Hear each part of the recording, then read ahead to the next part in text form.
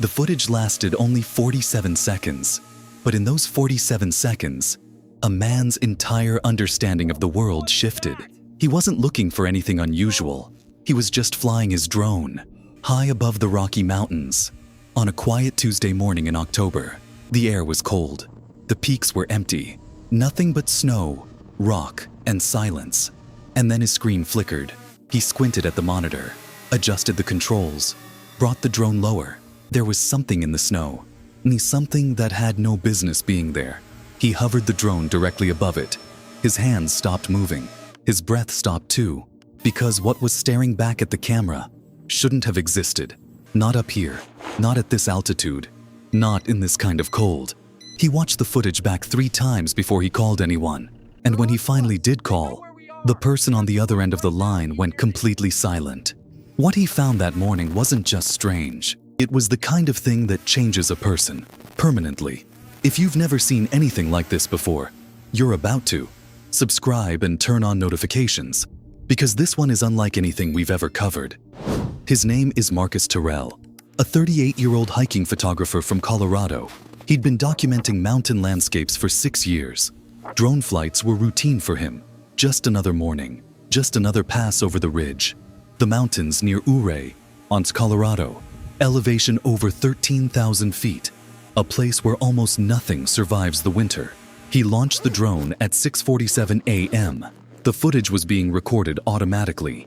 He wasn't even watching closely at first. Then the drone's camera caught something dark.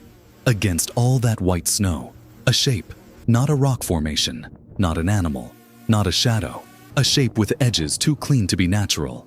Marcus brought the drone down to 40 feet. His monitor sharpened, and his stomach dropped. It was a structure, small, low to the ground, partially buried under weeks of snowfall. Out here, where no trail exists, where no road reaches, where no human being should be. He checked his GPS coordinates twice. The nearest town was 19 miles away. The nearest hiking trail, 11 miles. So how did something like this get here? He hovered the drone lower. That's when he noticed something that made his skin crawl. There were footprints in the snow around it. Fresh ones, from that very morning. But the tracks didn't lead away. They just stopped, right next to the structure, as if whoever made them had simply ceased to exist. Marcus didn't move for a full minute, just stared at the screen. His drone was still hovering, still recording, still pointed at those tracks that went nowhere. He told himself there had to be an explanation. Wind patterns, animal movement, a trick of the light. He told himself that, but he didn't believe it. He maneuvered the drone closer to the structure, slowly, carefully, like approaching something that might react. It was roughly the size of a garden shed, built from dark, weathered wood and what looked like corrugated metal. Old, but not ancient. Someone had put this here recently. There were no windows, but there was a door, and the door was slightly open. That detail hit him differently. Not blown open by wind, not ripped off by weather, just open, like someone had just walked in, or just walked out. Marcus steadied the drone and aimed the camera inside the gap. The footage was dark, grainy, but visible enough. There was something inside, covered by a tarp, large, rectangular. He zoomed in as far as the camera allowed, and that's when the drone's motion sensor triggered. Not from wind, not from a glitch. Something inside that structure had moved. Marcus yanked the controller, pulled the drone back 30 feet instantly.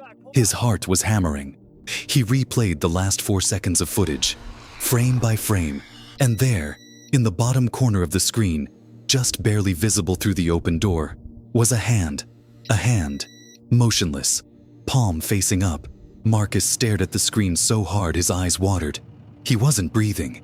He called 911 immediately. His voice was shaking so badly the dispatcher asked him to repeat himself 3 times. Search and rescue was dispatched within minutes, but the location, 13,000 feet up, in no trail access, meant it would take them over 2 hours to reach it. So Marcus did something he later said he regrets. He flew the drone back in, closer this time, right up to the door. The hand hadn't moved. He pushed the drone's camera through the gap in the door, just barely inside, just enough to see. The tarp was still there. The hand was still there. But now he could see something else. On the wall, Words scratched into the wood, rough, urgent, like they were carved in a hurry. "Do not look for me." Marcus pulled the drone back out. He sat down in the snow next to his truck, and he didn't move until he heard the helicopter. Search and rescue arrived at 9:23 a.m. 4 responders, 1 medical unit. They approached the structure carefully, pushed the door open fully.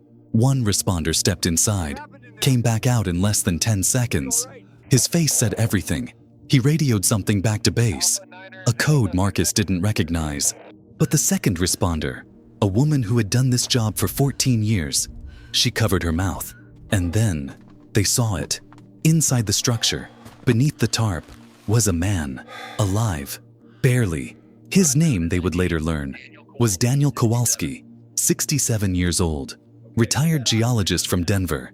He had been up there for 23 days, alone, in sub-zero temperatures. The responders stabilized him immediately. Hypothermia, severe dehydration, but alive. As they carried him out on the stretcher, Daniel grabbed the lead responder by the arm.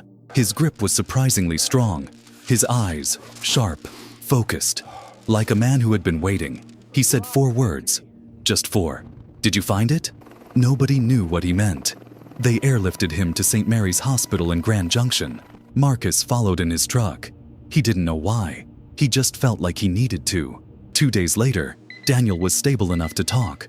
Marcus was allowed in, but he sat across from a man who looked like he'd aged a decade in 3 weeks. And Daniel told him everything. He hadn't gone up there to hike. He hadn't gone up there to camp. He had gone up there because of coordinates. Coordinates he found inside a journal belonging to his father, who had died in 1987.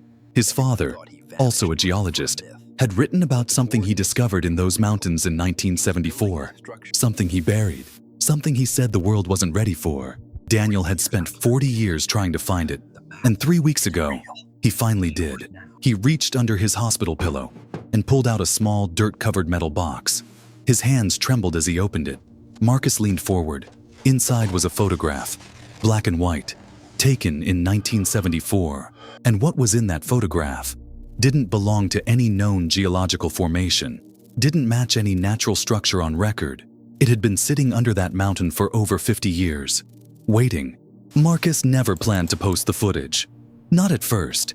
He sat on it for 11 days, watched it alone in his apartment, over and over. He kept coming back to that photograph, the one Daniel had kept under his pillow like it was the most precious thing on Earth. What was in it couldn't be explained by geology, couldn't be explained by weather patterns or erosion or time. A perfectly symmetrical structure, underground, and predating any known human civilization in that region by thousands of years. Daniel's father had found the entrance in 1974, had photographed it, and then deliberately buried it again. His journal said only one thing about why. Some things are found too early. When Marcus finally posted the drone footage, without the photograph, without Daniel's name, it hit 4 million views in 72 hours. Geologists reached out. Archaeologists reached out. 3 separate university research departments reached out, and so did someone else. A man who identified himself only by his initials, who claimed his grandfather had also been in those mountains in 1974, who said Daniel's father hadn't been alone. Daniel recovered fully. He returned to those mountains the following spring, this time with a team, this time with equipment. Marcus went with him, camera in hand, drone fully charged, and they found the location exactly where the photograph showed it. Dug for 6 hours straight, and when the ground finally opened up, every single person on that team went completely silent. What they found underneath, that story hasn't been told yet. But it will be, because some discoveries don't end with answers. They end with a door, and this one was just opened. If this story stopped your scroll, you already know what to do. Hit that subscribe button right now. Drop a comment below. What do you think was in that photograph? Let's see who gets closest.